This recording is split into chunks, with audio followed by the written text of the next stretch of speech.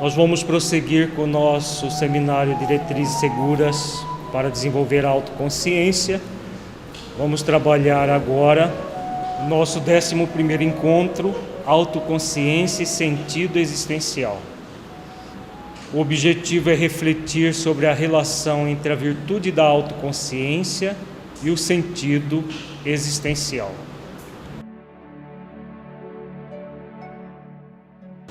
Vamos para a nossa meditação inicial, fechando os olhos. Entre em contato com você mesmo em essência, buscando refletir sobre o sentido da sua existência.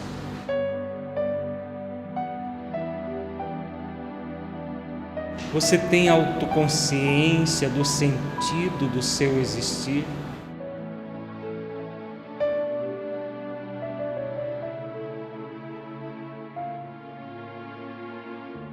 Como é isso para você?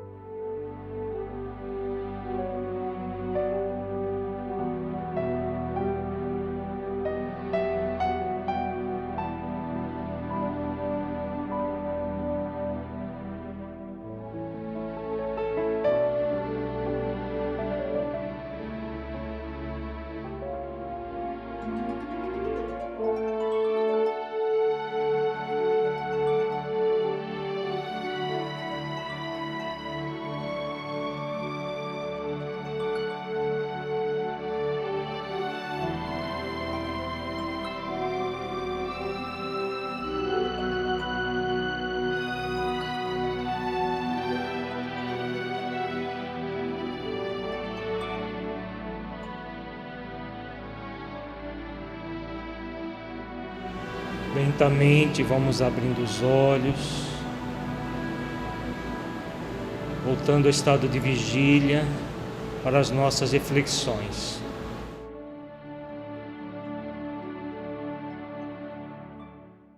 Nós vamos trabalhar nessa primeira parte da manhã com o livro Em Busca da Verdade, Joana de Ângeles, páginas 123 a 137. Diz a mentora: indiscutivelmente, o ser humano encontra-se em crise existencial.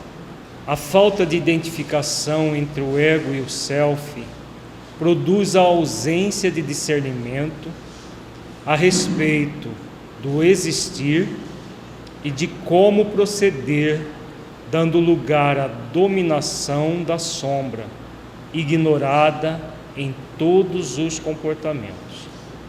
Então aqui a mentora vem traçando, como nós trabalhamos também no encontro de ontem, a vida superficializada que o ser humano vem de uma forma coletiva, claro, com as exceções, vivenciando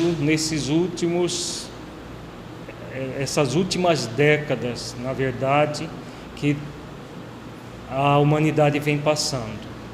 Ela coloca a respeito da falta de identificação entre o ego e o self. Que identificação seria essa, gente? Então, a falta de colocar o ego a serviço do self ou do ser essencial. Quando esse ato de colocar o ego ao serviço do self só vai acontecer em que momento da criatura? A partir do despertar consciencial, quando ela cai em si, aquilo que nós trabalhamos ontem. Então, quando ela desperta a consciência, inicia-se a identificação entre o ego e o self. O self é a essência divina que somos, o nosso lado luz. Quando acontece a identificação entre o ego e o self, aquela cisão que gera a dicotomia e os conflitos existenciais que nós trabalhamos ontem, cessa. e a pessoa começa o seu trabalho de autoiluminação, iluminação da sombra a partir da luz da essência. Ela continua a mesma pessoa, com os mesmos sentimentos egóicos, com as mesmas crenças, mas o que muda nela é a forma como ela lida com tudo isso. Ela se liberta dos conflitos, porque ela começa a realizar ações em que o ego age, todas as questões egóicas estarão em sintonia com a essência divina que ela é.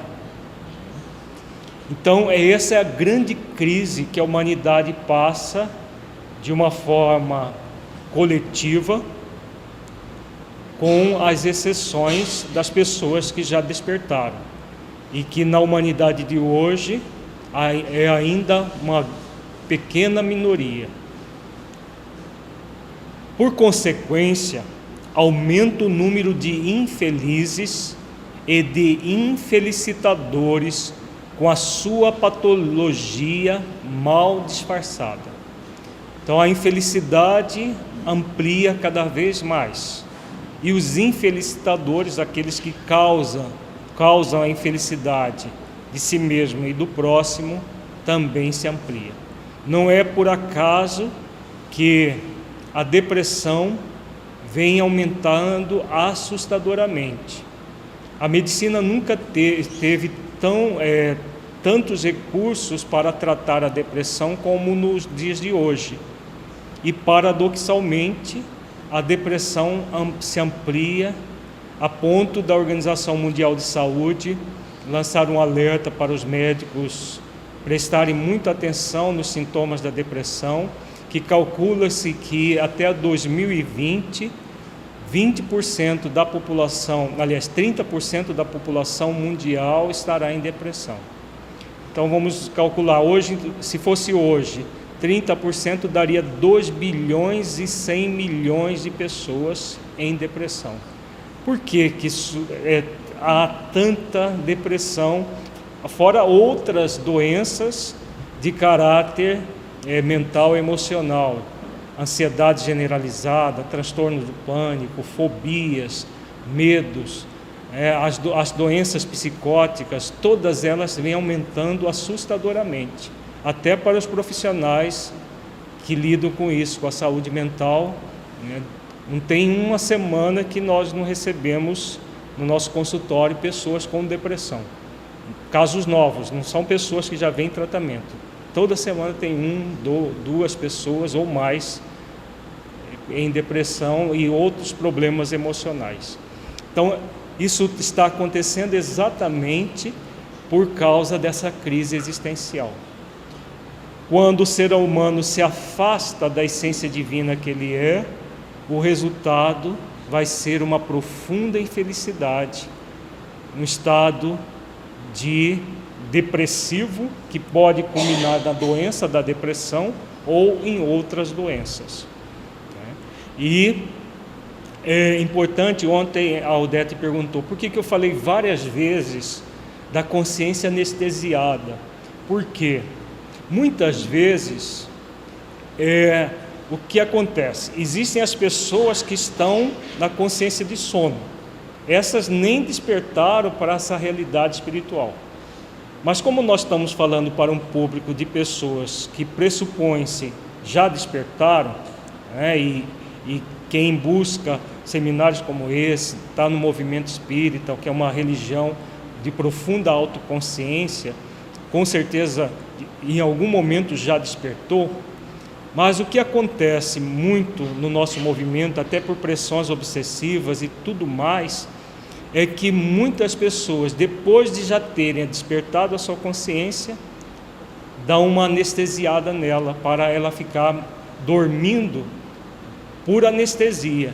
Porque, como o espírito não retrograda, uma vez desperta a consciência, ninguém volta para a consciência de sono.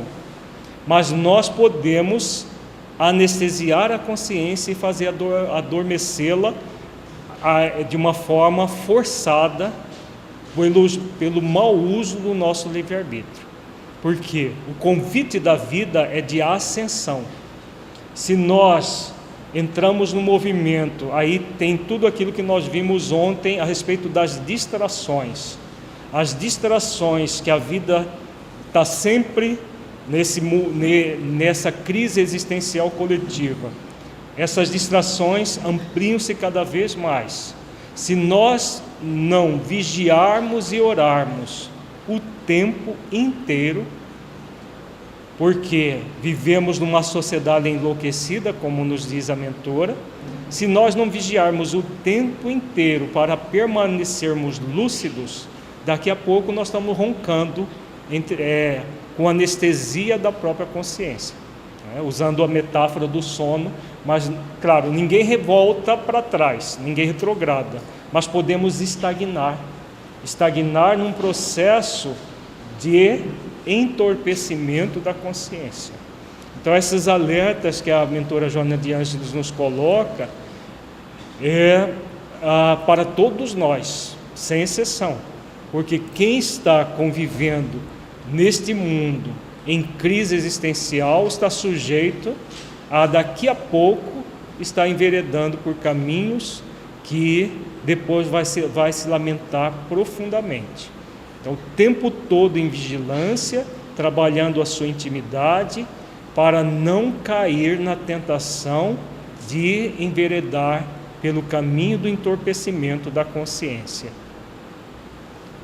Nada obstante, o individualismo, esse filho dileto da conquista do materialismo, que se rebelou contra as imposições absurdas do religiosismo exterior, sem significados internos, expressa-se na atualidade como forma de uma incompleta autorrealização, impulsionando o indivíduo a ter, a destacar-se, a obter o que deseja de qualquer maneira, tornando-se consumista, insaciável e inquieto. Então aqui ela traça um panorama que estamos vivenciando. A superficialidade em que a vida está sendo conduzida leva as pessoas à ilusão de que elas são seres humanos e não seres humanos. Então tudo, até a economia, está calcada no consumismo. Ainda esta semana eu estava lendo uma reportagem que as pessoas estão respirando aliviadas, porque lá nos Estados Unidos voltou o consumismo, está voltando o consumismo de antes. Algo extremamente doentio, que por uma razão econômica deu uma freada, agora as pessoas estão comemorando o retorno daquele consumismo absurdo que existe lá, que as pessoas descartam as coisas, e aí as pessoas acham ótimo isso, como se o planeta fosse uma coisa que tira-se matéria-primas de forma inesgotável. Existem cálculos que, se todo o mundo tivesse o consumismo que os americanos têm, a Terra precisaríamos de 6 planetas para dar conta de tudo que seria consumido, né? Então, é isso que é a realidade totalmente desconectada do sentido existencial.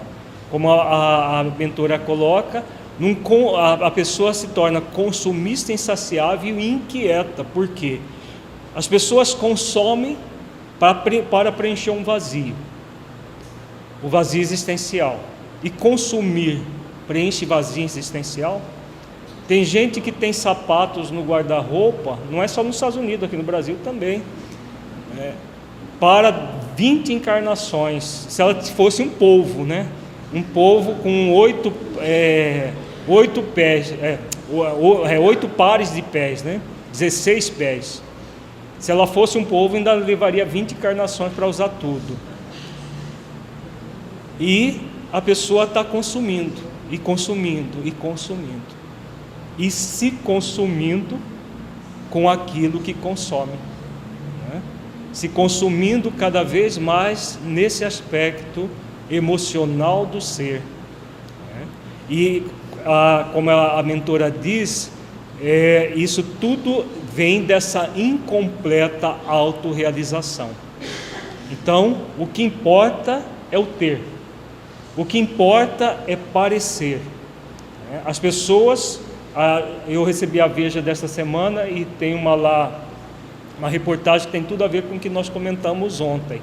Os Facebook, muitas pessoas estão ficando doentes por causa do Facebook, por causa de inveja, de ciúme, querem ter cada vez mais o que o outro posta no Facebook, e está gerando para muita gente uma profunda doença espiritual, existencial, exatamente por essa falta da autorrealização, né?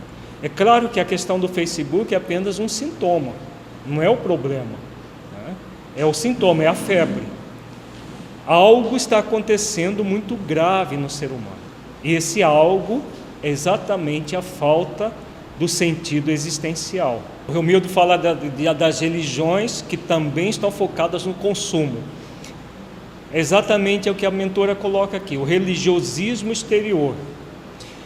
Então nós temos uma questão sui generis acontecendo no planeta hoje.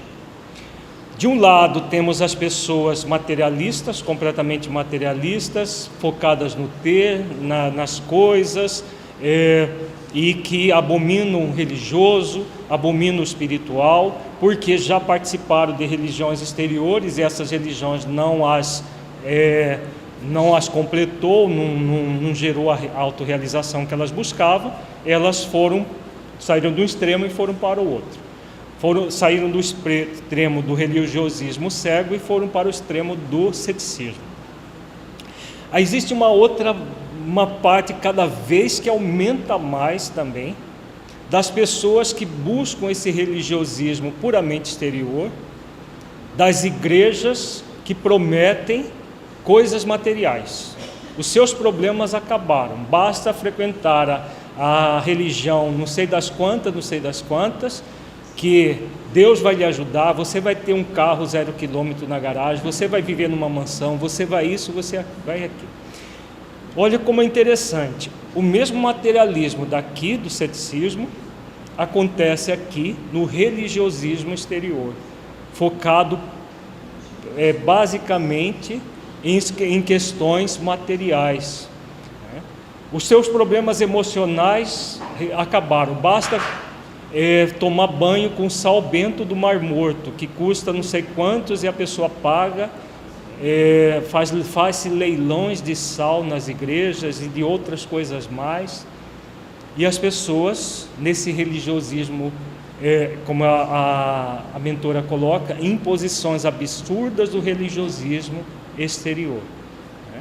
E cada vez mais as pessoas vazias de significado, vazias, esperando essa autorrealização, que nunca acontece, porque elas estão buscando fora aquilo que deveriam buscar dentro, seja no religiosismo exterior, né? Nunca as igrejas de todos os tipos estiveram tão cheias de fiéis, inclusive os nossos centros espíritas, né? Os centros espíritas, nas reuniões públicas, cada vez aumenta mais o número de pessoas desejosas de respostas, mas só ficam nas reuniões públicas, achando que ela, uma vez por semana, assistindo a palestra e tomando passe, ela vai resolver questões interiores.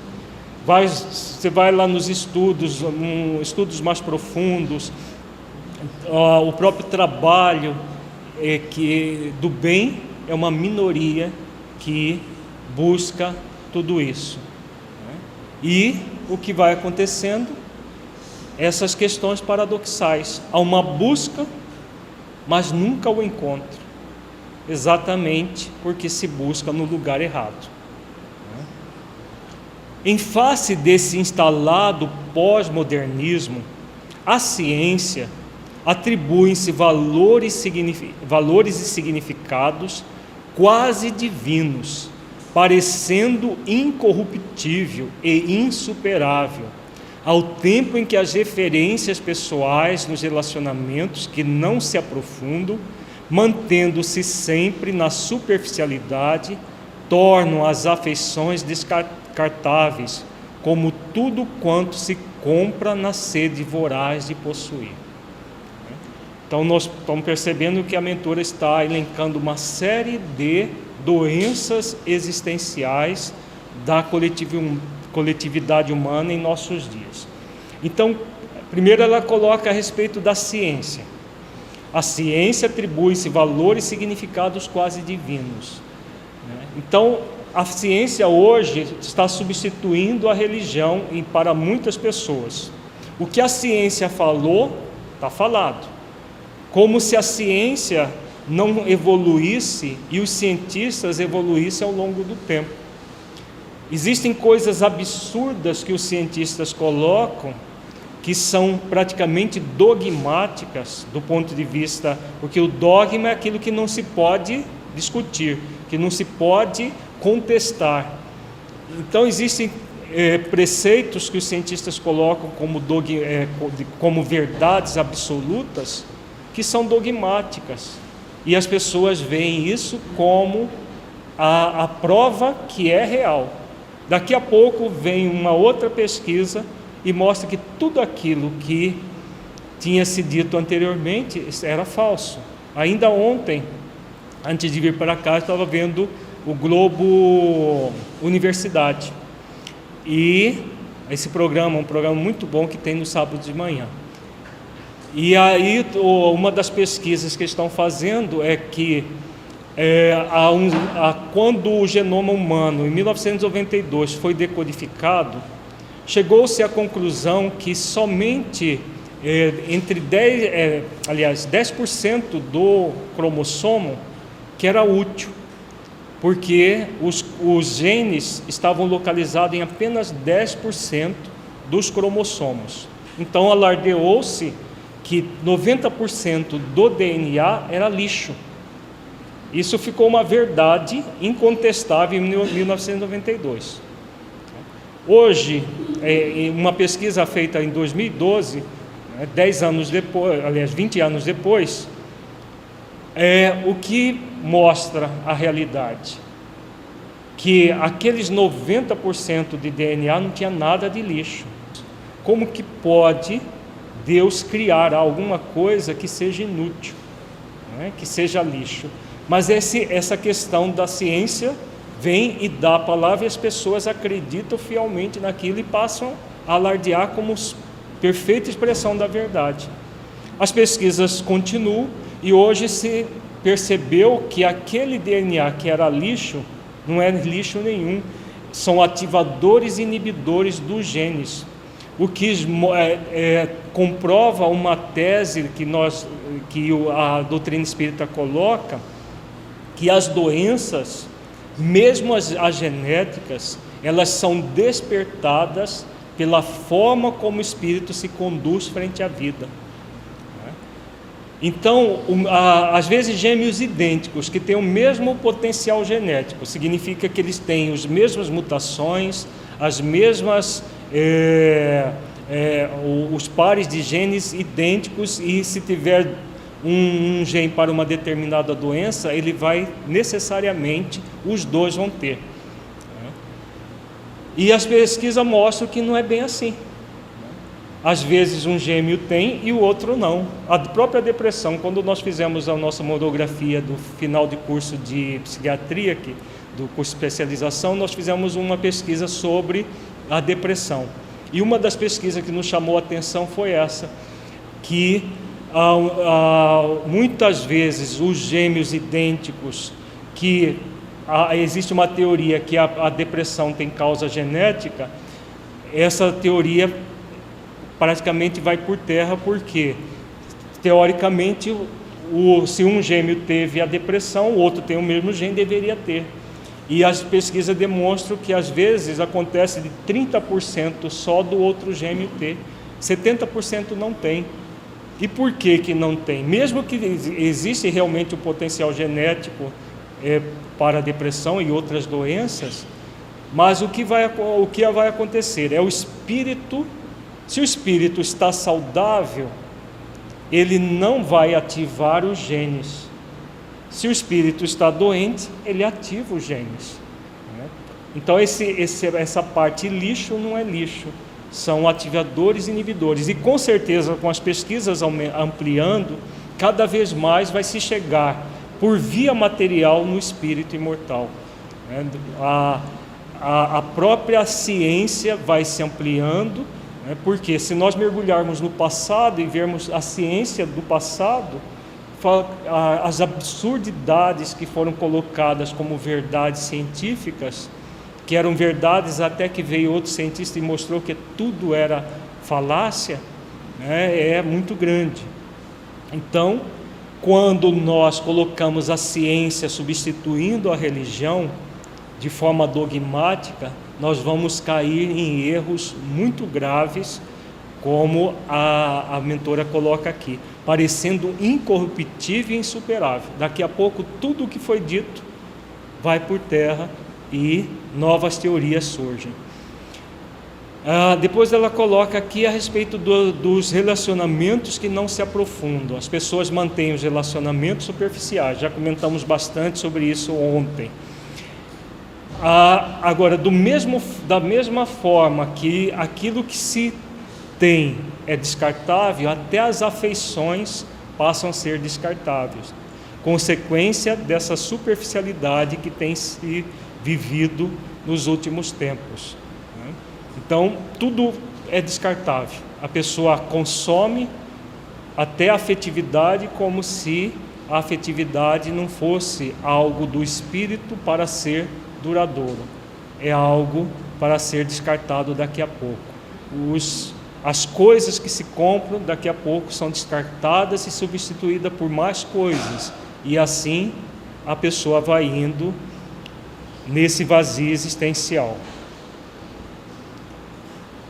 Os afetos fazem-se ligeiros e amedrontados, oportunistas e descomprometidos, com medo, cada qual, de ser dominado pelo outro, evitando submeter-se, o que se caracteriza como pequenez, falta de personalidade, risco de perda, quando se estabelece a dependência.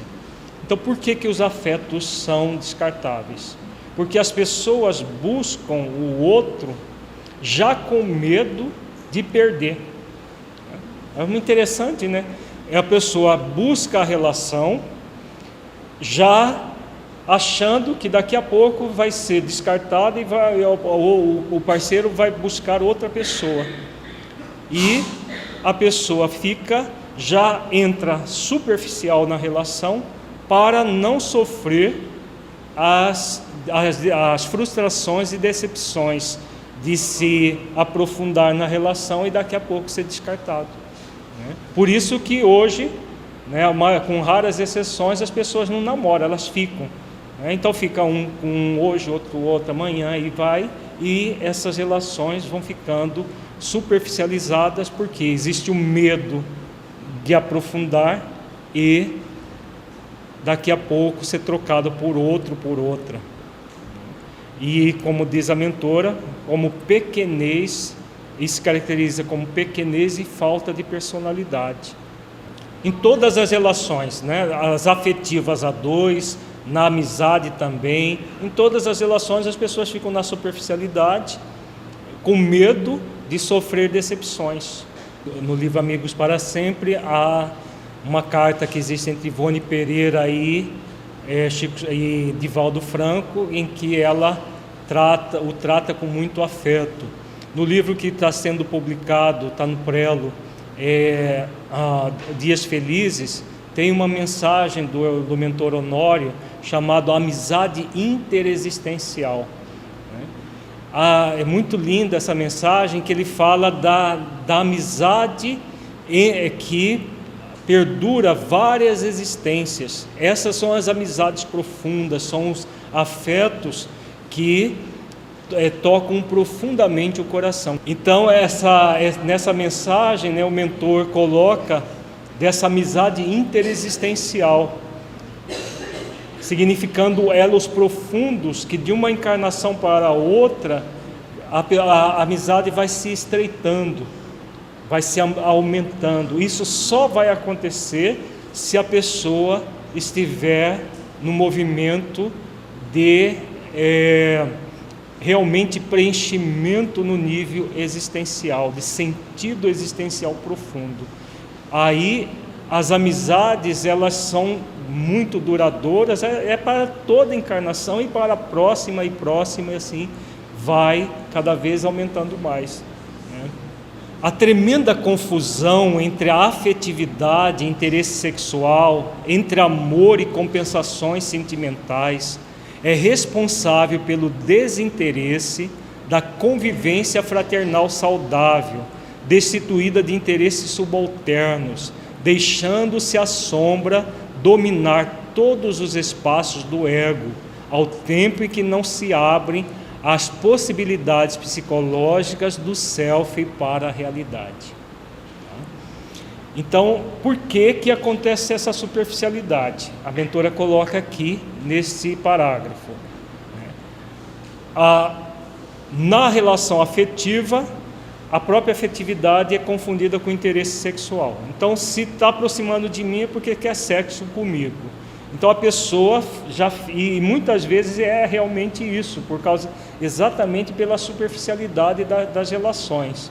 E vai se ficando cada vez mais ressabiado e com medo das relações. Nas relações puramente de amizade ou outras relações de parceria, no trabalho e tudo mais, o que fica muito gritante é o interesse pessoal. Então está se aproximando de mim porque tem algum interesse.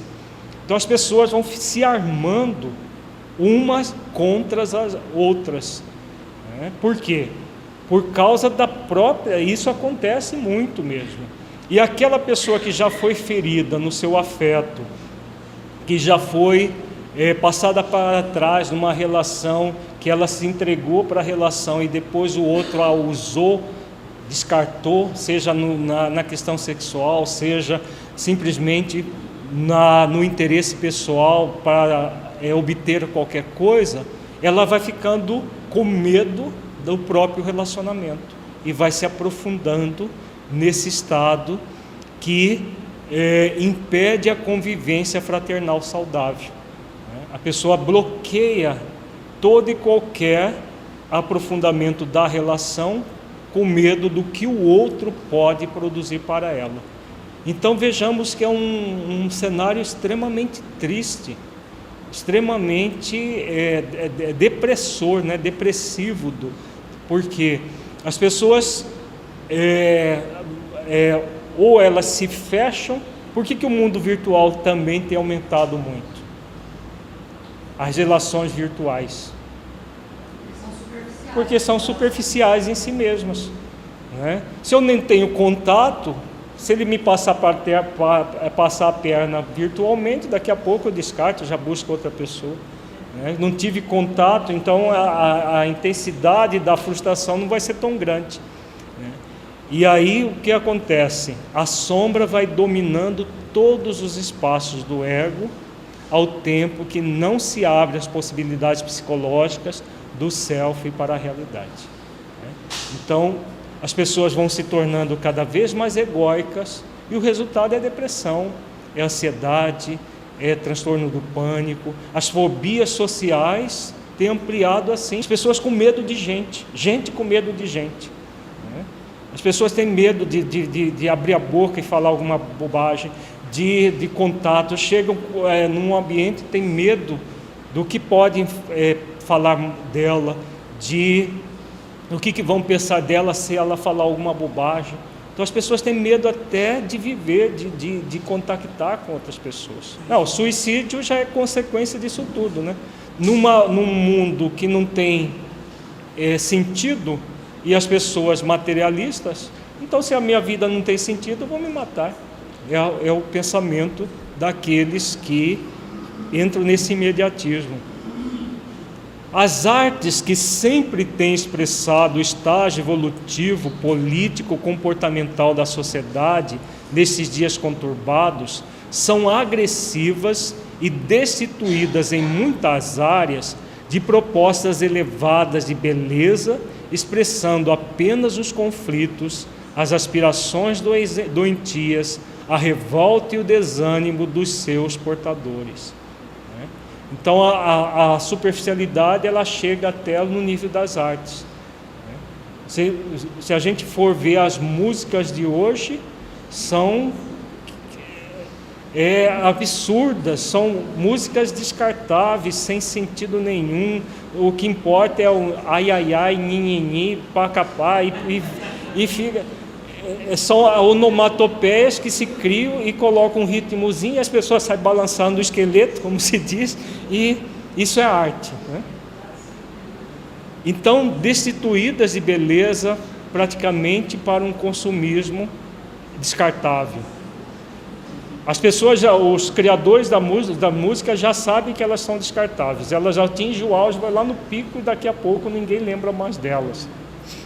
A música, por exemplo, descendo do pedestal das musas, enveredou pela contracultura, pelos desvios da ironia, da perversão moral, do deboche, da agressividade, do duplo sentido, com destaque para o pejorativo, como se o ser humano devesse sempre reagir, mesmo quando pode agir, se deixar tombar no vale do desespero, quando poderia aspirar pela alegria real de viver, modificando o status quo e contribuindo para um mundo melhor, onde é possível a vida expressar-se em harmonia e grandeza. Então, gente, é o que nós estamos vendo. Não é música, é para debochar de tudo, de todos, da vida, né? E vai se levando, rindo da vida, como diz uma propaganda de uma bebida alcoólica, né? Que o que importa é rir da vida. Então a pessoa ri, daqui a pouco ela está chorando de tanto rir da vida. Impossibilitados de conduzir os povos, por se haverem perdido nas malhas da burocracia e nos interesses partidários, os governantes da terra, aturdidos, demonstram não saber o que fazer nem como realizá-lo. Permite a desorientação das massas, a sua revolta contínua, por esquecimento das responsabilidades eleitoreiros, enganando o povo desorientado. Então é o que nós estamos vendo na área governamental, não só no nosso país, mas generalizado. Nós chegamos num momento em que há um fingimento. Finge-se que governa, o outro finge que é governado, que tem governo, finge-se que o professor finge que dá aula, o aluno finge que estuda e vai se fingindo e levando as coisas num jogo de faz de conta. Como a mentora diz, as pessoas não sabem o que fazer, nem como realizar aquilo que se propõe, né? E vai se ficando perdido, sem saber, sem rumo, sem direção, gerando revoltas de um lado e conformismo do outro. Dois extremos. A grande massa conforma e vê que não tem jeito. Outra parte fica revoltada com aquilo que está acontecendo. Poucos aqueles que fazem alguma coisa para mudar esse status quo.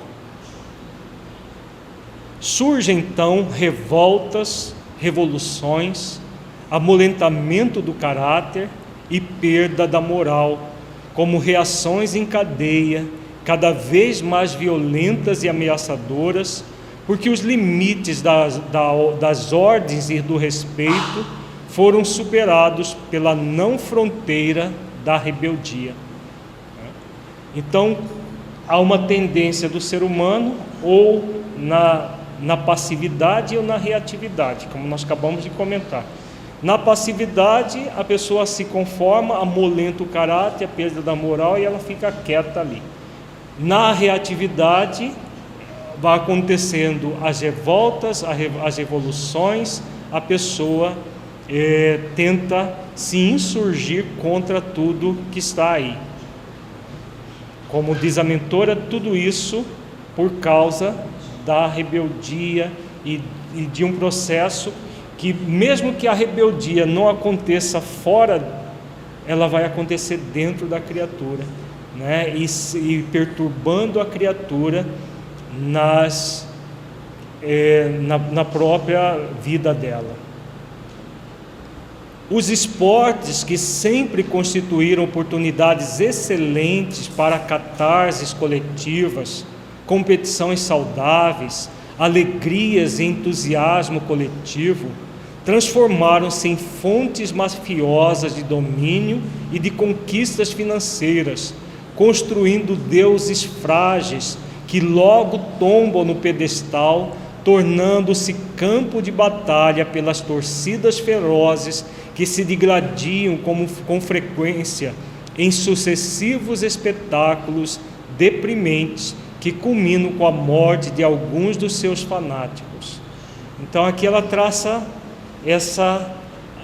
o que está acontecendo na questão dos esportes. Recentemente nós tivemos aquele escândalo daquele ciclista americano que ganhou muitas provas ao longo do tempo e que recentemente fez uma confissão pública no canal de televisão americano, que ele se dopou durante todo esse período, né, com toda uma máfia foi construída em torno e rios de dinheiro foram ganhos por causa disso. Ele destruindo a própria vida, conivente com a situação para ganhar fama e poder, e outros à sua volta usufruindo financeiramente, como diz a mentora, desse Deus frágil que daqui a pouco está sendo substituído por outro mais ávido de poder, de vaidade e outras questões mais.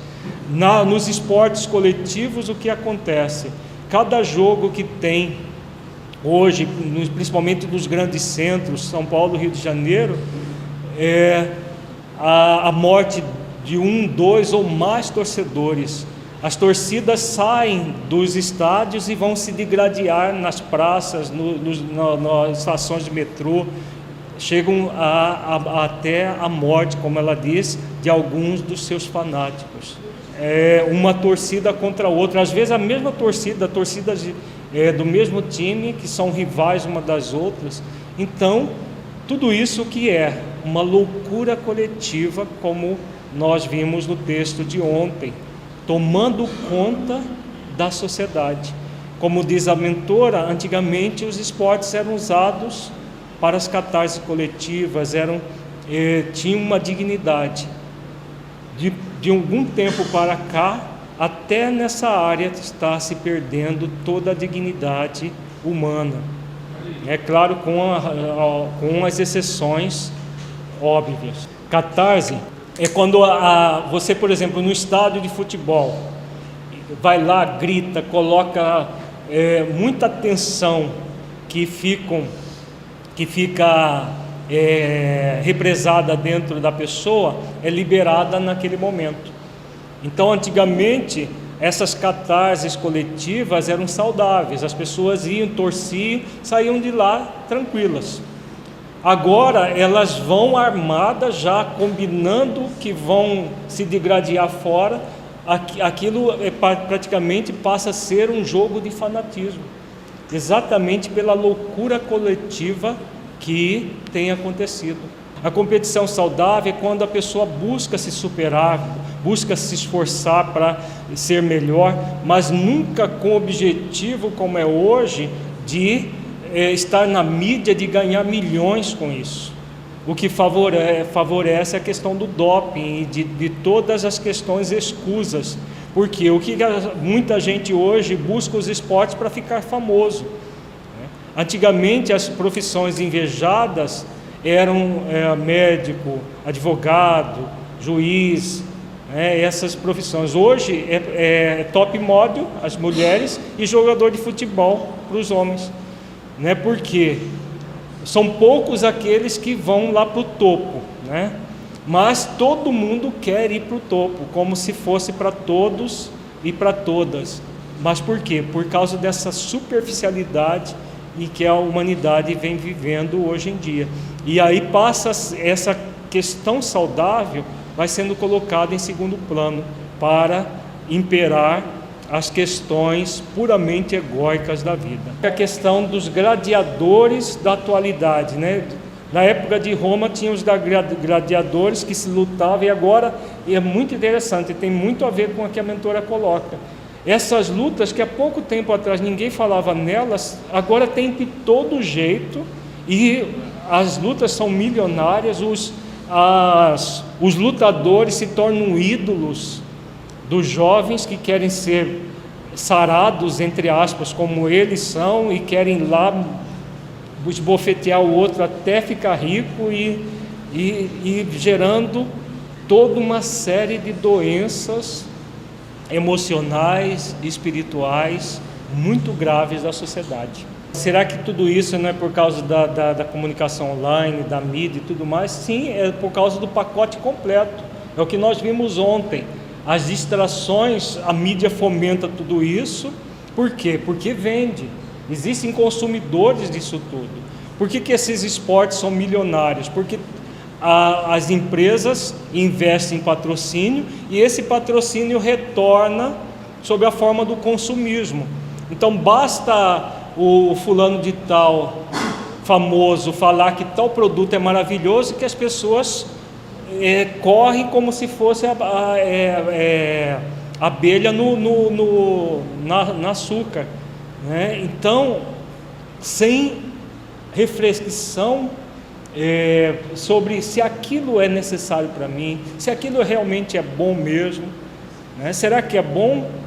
Não há essas reflexões, exatamente porque é todo um jogo de interesse, é um conjunto de situações que somadas formam essa superficialidade com falta de sentido existencial.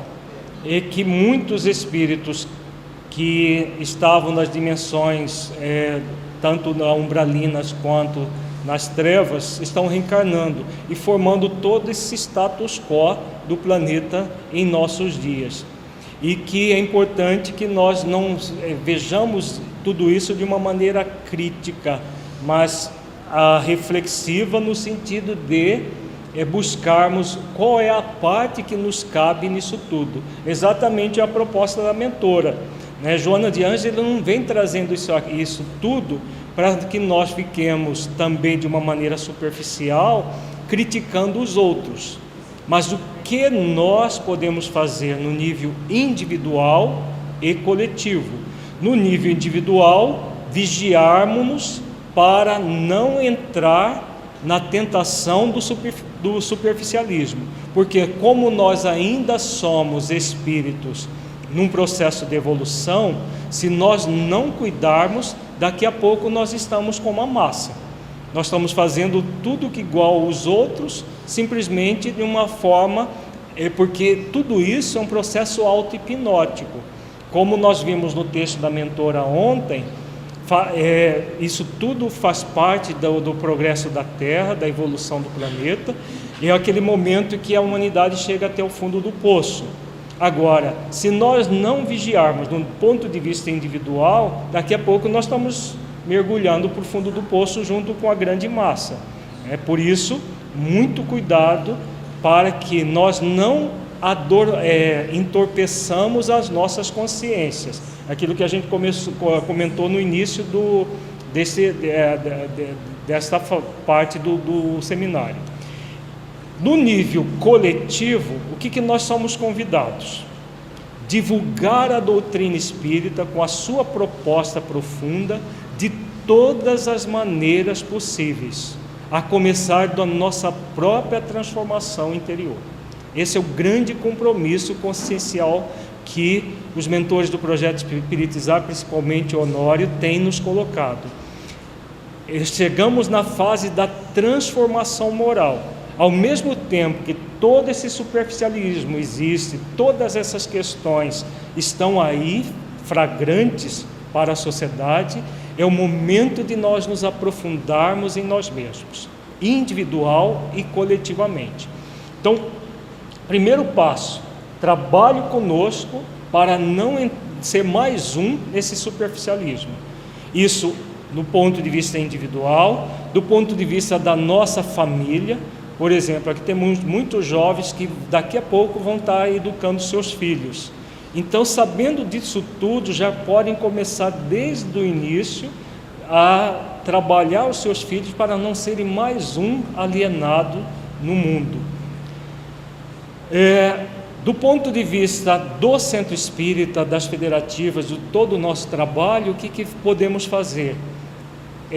Seminários como este, que nós estamos trabalhando a autoconsciência, palestras,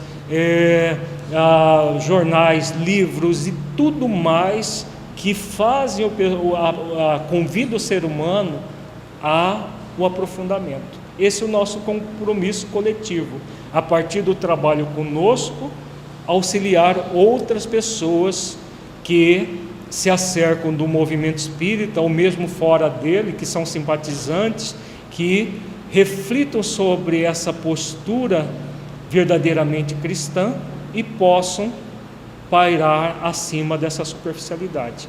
Porque se nós não cuidarmos, nós vamos achar que o mundo está pior hoje do que estava há 20 e 30 anos atrás. Não é isso que a mentora está dizendo.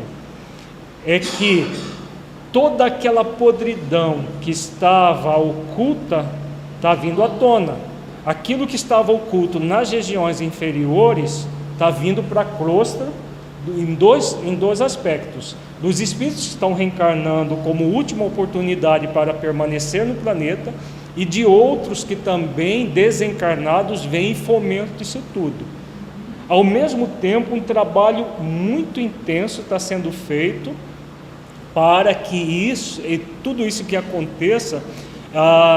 No final do ano passado, em setembro do ano passado, Joana de Anjos psicografou uma outra mensagem, comentando o Natal de Jesus, que ela fala sobre exatamente esses momentos. Essa mensagem não foi ainda publicada, mas ela fala desses momentos e que parece que a humanidade não tem jeito. Mas aí ela coloca uma ressalva. Diferentemente de outras épocas que a humanidade entrou em crise existencial, esta é a última, porque estamos vivendo o momento da grande transição planetária. E aqueles que não se coadunarem com uma nova postura no planeta serão exilados. Então é realmente a última crise existencial que nós estamos passando em termos coletivos, e essa crise, é claro que não está terminando, ela ainda vai perdurar ainda um bom período, mas é a última, porque não vai ter como frear a evolução do planeta, porque é uma programação de Deus e de Jesus como governador do planeta. Então, sabendo disso tudo, o que nós devemos? Por que nós estamos colocando o assunto autoconsciência e sentido existencial? Para que nós possamos fazer a parte que nos cabe nisso tudo. Nós temos um grande compromisso individual e coletivo. Individual conosco e coletivo com toda a sociedade. O movimento espírita tem uma grande tarefa nesse aspecto. Infelizmente são poucos os dirigentes que participam de atividades como essa, porque as pessoas às vezes falam, não, autoconsciência eu já tenho, não preciso disso. Se a pessoa já tem de sobra, então aprende um pouco mais para oferecer aos outros, caso ela tenha de sobra, que eu acho que são poucos aqueles que têm de sobra no nosso planeta. Mas o compromisso individual, e que a partir do momento que eu trabalho com a minha individualidade, eu sou convidado também a levar isso para a coletividade. E aí o bem é muito mais amplo do que o mal. Se a maioria está na superficialidade, mas aqueles que estiverem em profundidade na vida, eles fazem a diferença positiva e vão influenciar milhões de pessoas. É aquilo que Jesus colocou: um pouco de levedo leveda a massa toda, né? Então é o levedo que é pouco, mas que em profundidade influencia na grande massa que temos na sociedade hoje. Continuemos aqui. O desrespeito pelos valores internos do ser humano propõe a significação das suas conquistas exteriores, tornando-o avaro e pretensioso. A falta de concentração das pessoas nas questões importantes do ser interior tem contribuído para a futilidade em triunfo e o desconhecimento da própria realidade, supondo ser a existência esse passeio fantástico pelo país da pressa dourada, em que tudo é de efêmera duração, impedindo a reflexão e o encontro com a consciência, com si mesmo. Então esse parágrafo aqui é muito significativo, né? Muita gente pensa verdadeiramente que está no mundo a passeio. Tem gente que se vangloria disso. Não, eu não vim aqui para coisas sérias, eu vim para passear. É claro que a pessoa, quando está em consciência de sono ou consciência entorpecida, pode pensar isso, porque na dimensão física nós esquecemos os nossos compromissos exatamente para refazer caminhos, e muitas vezes pensamos, como diz a mentora, que está aqui num passeio fantástico pelo país da pressa dourada, mas isso não transforma a realidade da vida num passeio. E por que acontece isso? Ela coloca a causa aqui: a falta de concentração das pessoas nas questões importantes do ser interior. Devido às distrações superficiais, quando as pessoas são convidadas a se aprofundarem nelas mesmas, em situações mais que pedem um pouco mais de concentração e atenção, são poucas aquelas que perseveram no processo. Como nós trabalhamos com a psicoterapia transpessoal num sentido consciencial, o tempo todo nós estamos convidando as pessoas para aprofundarem em leituras. Já tivemos casos de pessoas que falaram: eu não gosto de ler, não quero saber de ler. Um livro livro de autoconhecimento, que a pessoa possa refletir sobre as suas questões diante da vida. A pessoa não quer. Convida a pessoa para a introspecção, um relaxamento pequeno que seja, para que ela se olhe, não consegue. Por quê? Se nós ficarmos, aí entra aquilo que nós falamos das distrações. É preciso muito cuidado nestes dias com as distrações, com a televisão superficializada, os programas de deboche que nós assistimos, que fazemos muitas coisas que não são úteis para nós. E aí o que acontece? Se nós enchemos a nossa mente de questões superficiais que não precisam pensar. Recentemente, lendo um artigo de um cinéfilo, ele comentando que até os filmes, eles já não são muito filmes de pensar. Antigamente tinha os filmes, por exemplo, de Hitchcock, que você ficava ali pensando na trama, como que ia ser, tudo mais. As pessoas hoje não aguentam esse tipo de filme, porque elas precisam de filmes assim, até já tudo degustado, tudo mastigado, só para ela engolir. Porque nem na diversão as pessoas querem pensar muito. Então a gente vê tudo já sendo pré-fabricado para consumo superficializado, até na diversão. É claro que se a pessoa habituar-se com essas distrações, na hora que ela é convidada a aprofundar, não consegue. Não há como concentrar em questões importantes do ser interior se estamos totalmente focados fora. E o que vai acontecer na hora da dor, gente? O que vai acontecer com essas pessoas na hora da dor? Se não consegue concentrar nas questões importantes do ser, entra em desespero, porque não sabe o porquê da dor, não sabe se conduzir frente a ela, totalmente alienadas. E nós não estamos falando de pessoas que estão lá fora. Muitos de nós, muitos companheiros nossos que estão aqui do nosso lado, agem assim, vivendo de uma forma superficial, até que aconteça algo que convide a pessoa a se aprofundar, mas ela não é capaz mais. Tem gente que não consegue sentar para ficar meia hora num seminário como este, que é um seminário denso, com conteúdos que nos convida a aprofundar nas questões nossas do ser. Não dá conta. Se a pessoa ela fica inquieta, dá vontade, daqui a pouco ela está levantando, ela vai lá, volta, e daqui a pouco está indo embora. Várias pessoas já passaram, nós estamos desde ontem monitorando o auditório, e até para avaliar, não é para avaliar as pessoas individualmente, mas coletivamente, estamos percebendo isso.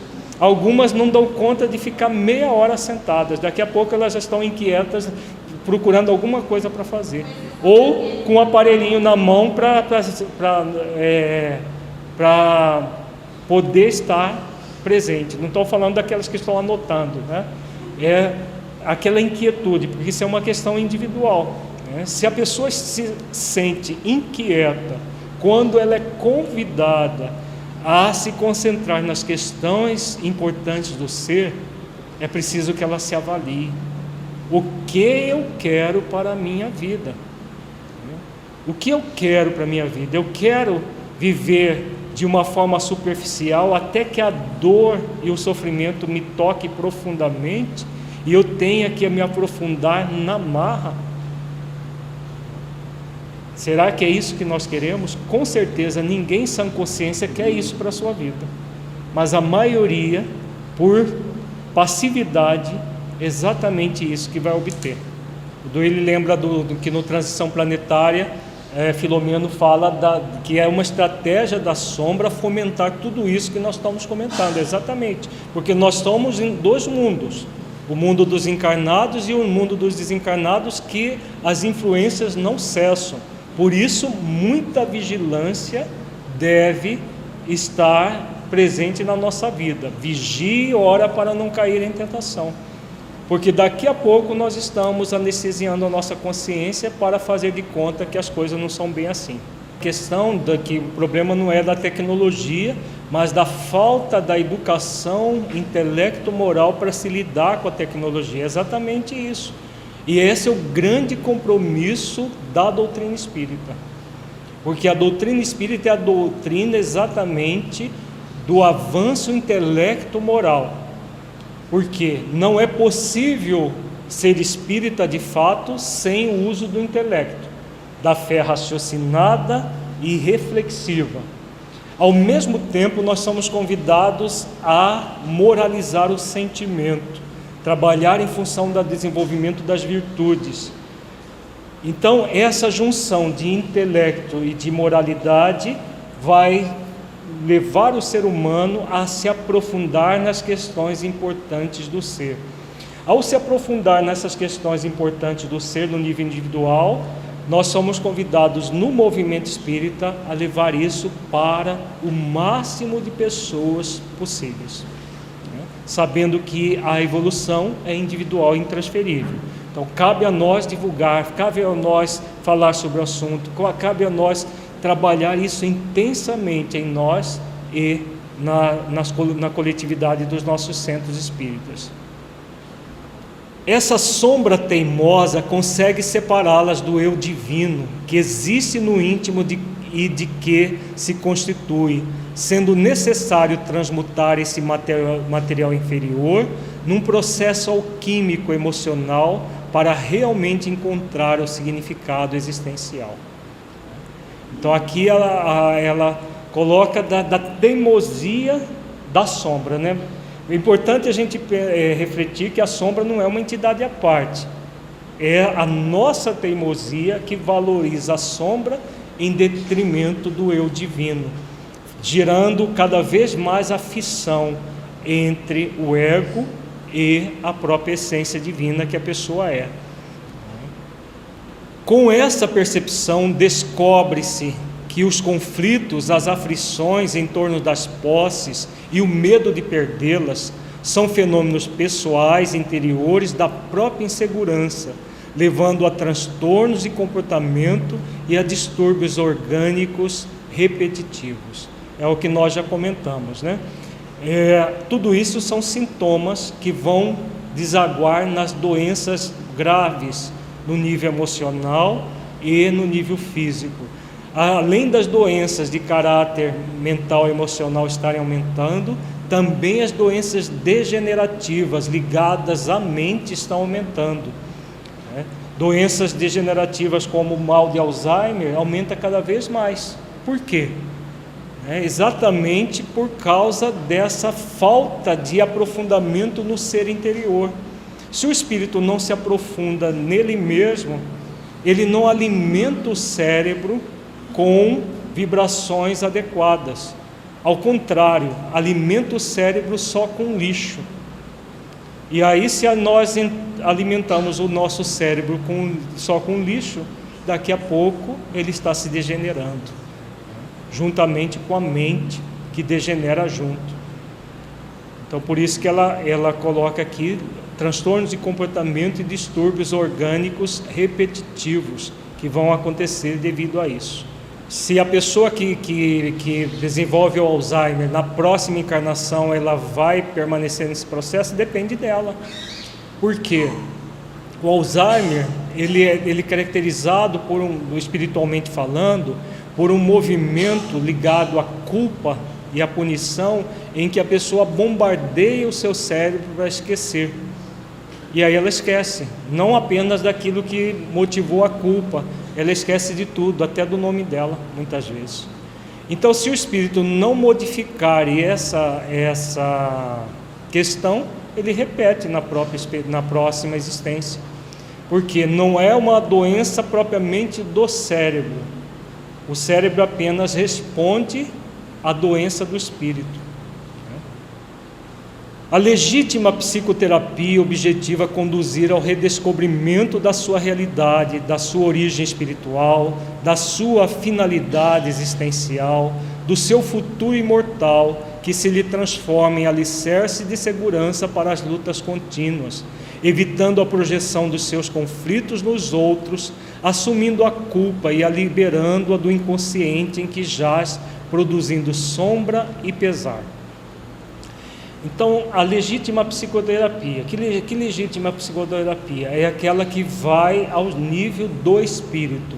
Qualquer outra abordagem psicoterapêutica que não for ao nível do espírito, ela é superficializada em si mesma, então ela pode até ser um paliativo para determinados problemas, mas não vai proporcionar a cura do espírito imortal. A cura só vai acontecer por meio desse movimento em que a pessoa se permite aprofundar nela mesma. Porque não é a psicoterapia que cura.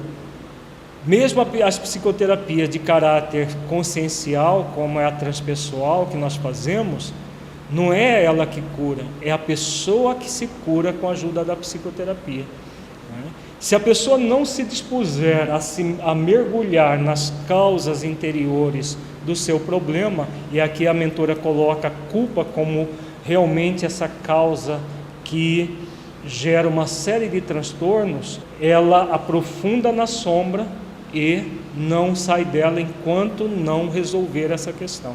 Se ela se permitir adentrar aquilo que gera as suas culpas e trabalhar em função da superação, ela se liberta por escolha consciente. A psicoterapia vai ser o meio para que ela faça isso. E, dependendo do caso, não precisa nem de psicoterapia com o terapeuta. Um trabalho interior da pessoa com ela mesma permite que ela faça esse processo autoterapêutico. Que é bom lembrar que essa terapia, as psicoterapias, mesmo as profundas, elas não são mágicas, né, no sentido de que a pessoa tomou consciência do que acontece e desaparece o problema. É realmente isso.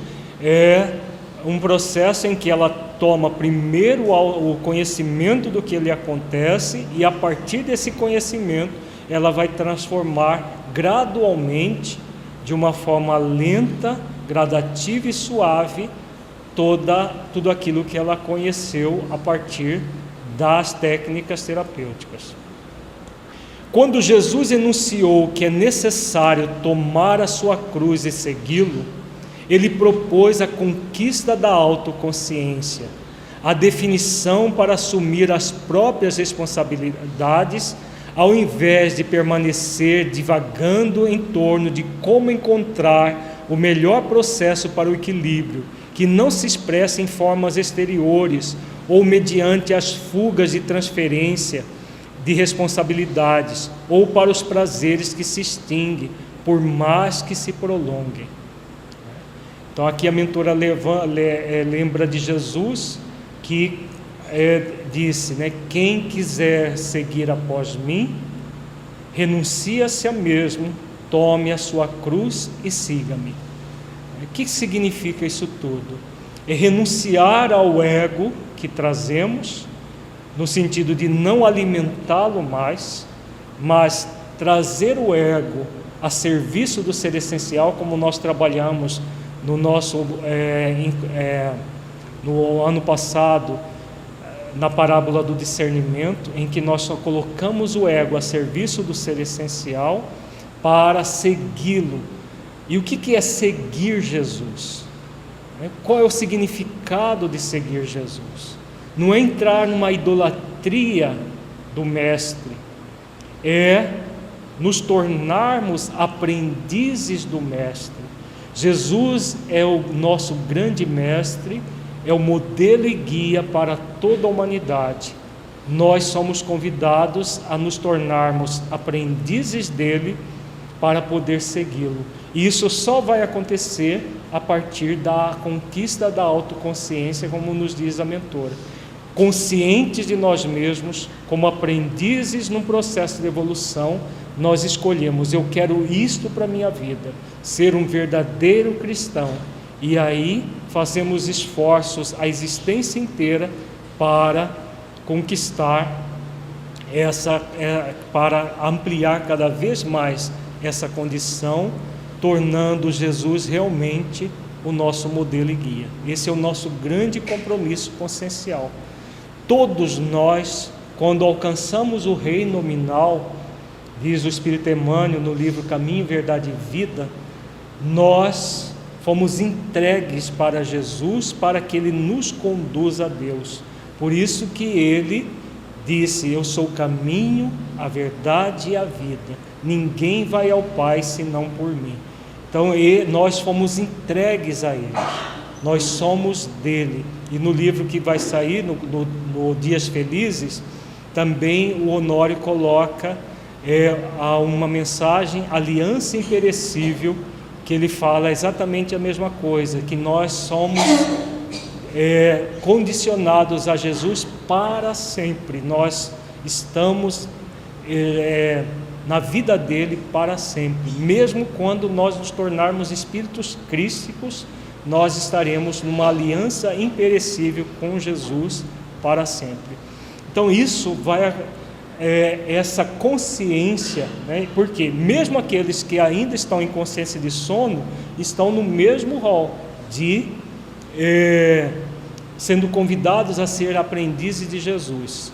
E ele tem esse compromisso de conduzir a todos. Por isso que ele disse que nenhuma das ovelhas que meu Pai me confiou se perderá. Tal a certeza e a capacidade de onisciência relativa de perceber que todos nós temos jeito, porque fomos criados lucigênitos, como diz Joana de Ângeles. E aí começamos a nossa evolução, evoluímos na horizontal da vida até chegarmos ao momento de evoluir na vertical da vida, que é o momento da autoconsciência. Por isso que a mentora diz que ele propôs a conquista da autoconsciência. Tudo que eu faço, vós podeis fazer, e até mais, se quiserdes. Se quiserdes, se nós quisermos realmente entrar nesse caminho autoconsciente, o resultado vai ser cada vez mais alegria, a felicidade interior, superando totalmente as questões inferiores da vida. A psique necessita de apoio transcendente para proporcionar elementos dignificadores por intermédio da realidade em que todos se encontram mergulhados, elegendo aqueles que são mais compatíveis com as aspirações e as possibilidades de execução. Todos dependem de Deus, porque afinal estamos mergulhados em Deus, sendo necessário reconhecê-lo em nós, a fim de que o manifestemos por intermédio do comportamento emocional e das ações sociais, familiares e espirituais. Não há como nós evoluirmos se nós não buscarmos o transcendente, não buscarmos essa conexão profunda com Deus. Nós estamos mergulhados em Deus, mas muitas vezes estamos desconectados dele. A desconexão divina para nós nunca cessa, mas de nós para com ele muitas vezes cessa. Às vezes nem conectamos em momento algum, a não ser do Criador para nós. Por quê? Para que haja uma conexão é necessário autoconsciência. Eu quero realmente seguir Jesus para me aproximar de Deus, porque Ele é o caminho, a verdade e a vida que conduz a Deus. Essa tomada de consciência nos remete a esse mergulho profundo em Deus. Não apenas estar mergulhados em Deus, mas mergulhar profundamente no divino dentro de nós. É isso que gera o sentido existencial para as nossas vidas. Quando indagaram a Jung se ele acreditava em Deus, respondeu com humildade e sabedoria, que não necessitava de crer, informando: eu sei, não preciso acreditar. Bonita resposta, né? De um cientista, dos maiores cientistas do século XX. Eu sei, não preciso acreditar, porque se é uma crença, daqui a pouco, por exemplo, aqueles que creem em Deus cegamente, acontece um revés na vida, ele deixa de crer. Num livro que nós estamos terminando de escrever, que vai sair mês de março, A Sublime Oração de Francisco de Assis, e nós colocamos vários casos de pessoas que acreditavam em Deus, até que são casos verídicos, né, que nós extraímos da nossa experiência profissional, sem colocar os nomes das pessoas.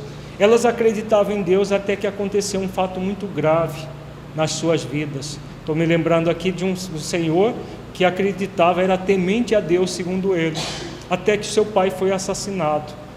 A partir do momento que o seu pai foi assassinado, ele passou a ter uma ojeriza de Deus, a ponto dele dizer assim: Deus não tem nada disso que as religiões pregam, porque se ele fosse onipotente mesmo, ele impediria o livre-arbítrio humano. Na hora que esse assassino matou meu pai, ele impediria, né? Então, uma pessoa que não conhece a realidade da vida, não conhece as leis divinas, e aí, claro, ela crê dessa maneira. Na hora que acontece um fato significativo, que é para ela repensar a vida, para refletir sobre as leis divinas, ela descrê. Já aquele que sabe, como Jung coloca aqui, é aquele que já refletiu sobre as leis divinas na sua vida, e a partir dessa reflexão ele tem plena consciência de que Deus é o Criador do universo, é a causa primária de todas as coisas, é a grande inteligência que coordena tudo, não tem dúvida nenhuma, porque sabe que as coisas são assim. Há uma contínua batalha para definir-se Deus e atribuir-lhe exclusivamente caráter religioso, limitando-lhe a grandeza, o que faculta aqueles que pensam e se libertaram das crenças ligeiras negá-lo, porque a sua visão é mais ampla e abrangente do que a limitada proposição do fanatismo religioso. Se for considerado como a vida, por exemplo, passa a existir naquele que o imagina, porquanto a sua realidade somente pode ser aceita pela consciência, depois que se começa a concebê-lo. Ainda em pleno século XXI, nós ainda temos a grande parte da humanidade acha que Deus é simplesmente ligado à religião, acha que Jesus só está ligado à religião. Jesus, como sendo o nosso modelo e guia, está ligado a tudo que existe relacionado à humanidade. Deus, como sendo causa primária de todas as coisas, está ligado a tudo, a religião, a ciência, a filosofia, a tudo que diz respeito a todas as suas criaturas no universo inteiro. Então, reduzir Deus a uma figura antropomórfica, a um velhinho perdido no meio do trono, do espaço, sentado num trono, rodeado de anjos, chupando uva e tocando harpa paraguaia, e ali naquela monotonia só, como ela diz aqui, essas crenças ligeiras. As pessoas inteligentes não acreditam mais nisso, e aí saem do extremo e vão para o outro, saem do extremo desse religiosismo superficial para ir para o extremo do ceticismo. Por quê? Porque não refletem sobre a presença amorosa de Deus na sua própria vida. E se não reflete a presença de Deus na própria vida, vão levando a vida, ou no ateísmo, ou no religiosismo superficial, até que acontece um fato grave e a pessoa treme nas bases por causa disso tudo. Sem um valor maior que mereça investimento, ninguém se arvora à luta, ao sacrifício, porque tudo superficial logo perde o sentido. É semelhante a determinados tipos de metas humanas que são imediatas, como conseguir coisas, posses, amealhar fortuna, conviver com pessoas e alcançá-los, terminando o objetivo, surgem as frustrações e os desencantos. Enquanto nós estivermos focados na superficialidade, nas questões puramente materiais, nas relações simplesmente por interesse, o resultado vai ser sempre frustração e desencanto. Não há outra alternativa. E o tédio consequente a isso tudo, como nós vimos ontem. O significado da vida não é esse compromisso breve da existência. Dessa crise existencial que desestrutura o ser humano, transformado em máquina de prazer, que logo se desgasta e decompõe, surgirá uma nova proposta de humanização do ser, que se erguerá dos escalabros para a valorização do divino que nele existe, dos sentimentos que engrandecem, que elevam moralmente e dão real significado existencial, trabalhando para que na condição de célula social, ao transformar-se para melhor, contribua para todo o conjunto. É aquela visão otimista que nós falávamos agora há pouco. Do mal, Deus sempre vai proporcionar o bem. Então, disso tudo que nós estamos vivenciando, individual e coletivamente, vai surgir cada vez mais propostas de aprofundamento. É o que nós estamos vivendo no nossa federativa com o projeto Espiritizar. Enquanto que muito do movimento espírita está acompanhando essa onda de superficialização, cada vez mais aqui nós estamos trabalhando no sentido de aprofundamento, propostas de mergulho interior, de trabalho conosco, de realmente uma renovação profunda das nossas concepções inclusive da própria doutrina espírita em nossas vidas. É dessa forma que nós vamos ter uma sociedade melhor. Então são vários movimentos em todos os seios da sociedade para aprofundamento. E vai chegar um momento que não vai mais ter volta esse caminho, e que cada vez mais as pessoas vão buscar isso, por causa do tédio que essa vida superficializada gera em nós. Será então factível acreditar-se num mundo melhor, saudável, abençoado, onde seja possível amar e ser amado, construir para sempre sem medo e sem perda, conquistando o infinito que está ao alcance. Bonito isso, né? Então é esse mundo melhor que nós sonhamos, mas não como um sonho quimérico, algo idealizado, possível de ser realizado.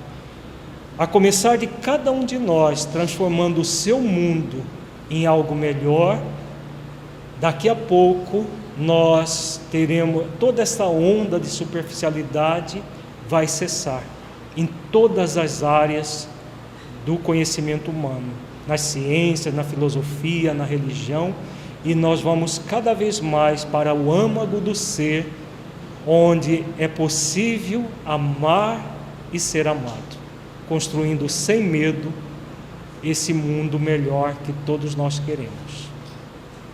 Vale a pena construir um mundo assim, gente?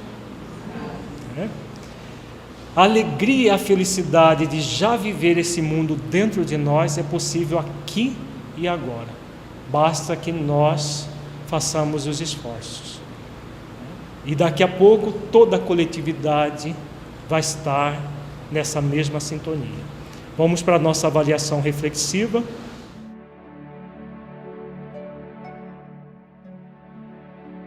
Vamos fechar os olhos. Entre em contato com você mesmo em essência, buscando sentir o conteúdo estudado nesse encontro. O que você entendeu do conteúdo que se aplique à sua vida?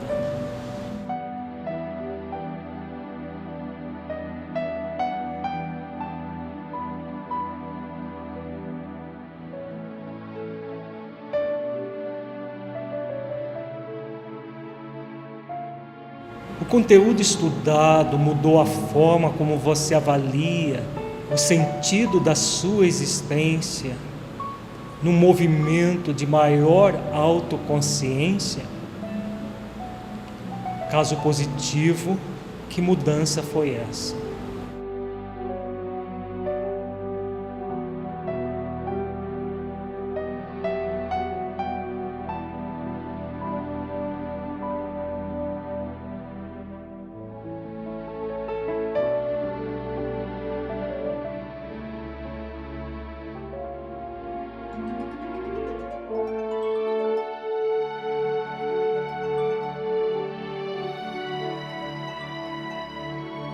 Neste encontro, refletimos sobre a relação que existe entre a autoconsciência e o sentido existencial.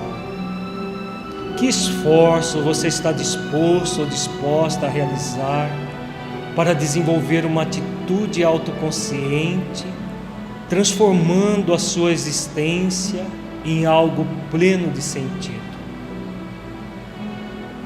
Que ações você se dispõe a realizar no cotidiano? Você está disposto ou disposta a se libertar das distrações que lhe desconectam do sentido existencial? Que ações você se dispõe a realizar nesse sentido?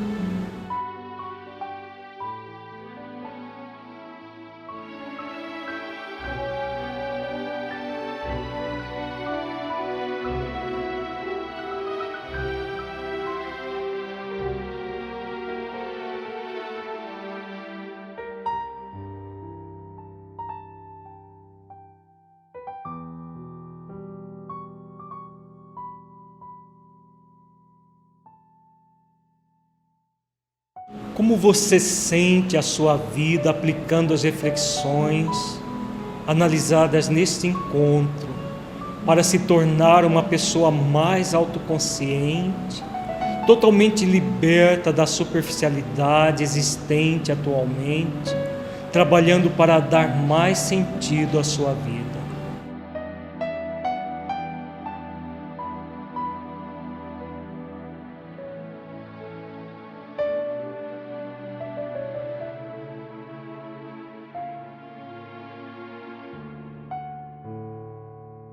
A partir do sentido existencial que você busca, que ações você está disposto ou disposta a realizar para levar esse sentido para a coletividade próxima a você, os seus familiares, as pessoas do centro espírita onde você participa, as pessoas do seu trabalho,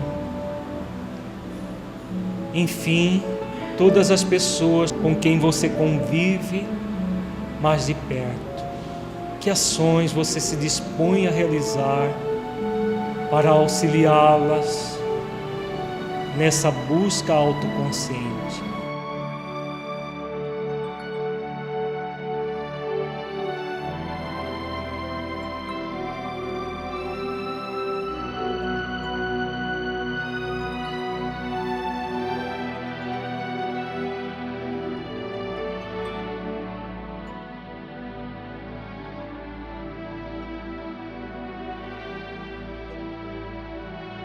Sinta-se agora um espírito imortal, que traz em si mesmo a determinação divina de evoluir até a perfeição relativa, pelo conhecimento pleno e cumprimento das leis divinas, pela prática das virtudes e pela busca da unidade com Deus.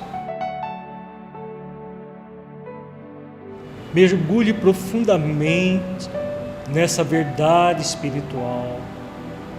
Sinta-se, veja-se, buscando cada vez mais o sentido existencial de uma forma plenamente autoconsciente, desenvolvendo todas as virtudes necessárias para uma vida mais consciente, plena de sentido. Sinta as possibilidades que se abrem para você em virtude do desenvolvimento de suas potencialidades.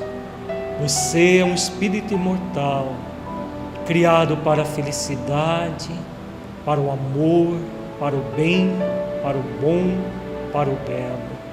Sinta esse potencial dentro de si mesmo, como espírito livre, capaz de desenvolvê-lo de uma forma plenamente consciente.